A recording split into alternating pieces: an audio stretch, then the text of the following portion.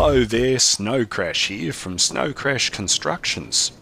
Today I wanted to show you a fairly infrequent use of nether portals for high-speed overworld transport. Typically, you may need this when you have a long distance area to get to. In this particular example, the closest jungle biome that we have is approximately 7.5 kilometers away. And typically you do exactly what you're seeing here. Get up into the nether, dig tunnels, lay tracks, find your gold for your powered rails, and you hop on your track and you go a long way.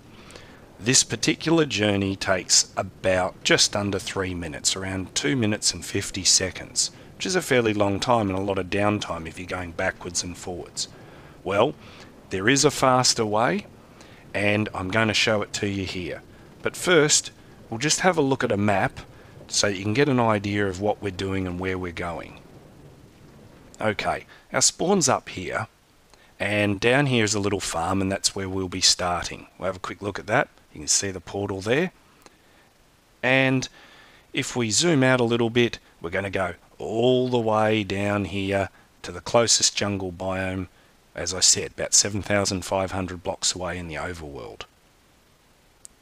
Now, if we look at that map again, you can see the journey that we took on the minecart shown in red here. Now, we're going to do it this way. As shown in purple here, we won't be digging any tunnels, laying any tracks, or using any minecarts. And we'll be shaving off probably a whole minute off the transport time. That's 30% faster. To begin our journey, we need to go back to our little farm here. And I'd like to say that there's no camera or editing trickery here. It's very straightforward. We're just going to change back into survival mode, turn on F3 so you can see the coordinates, and start going through some portals. And I'll explain in some rough terms what's happening. Every time you go from the overworld to the nether, we're travelling about 1,000 blocks in the direction of our destination.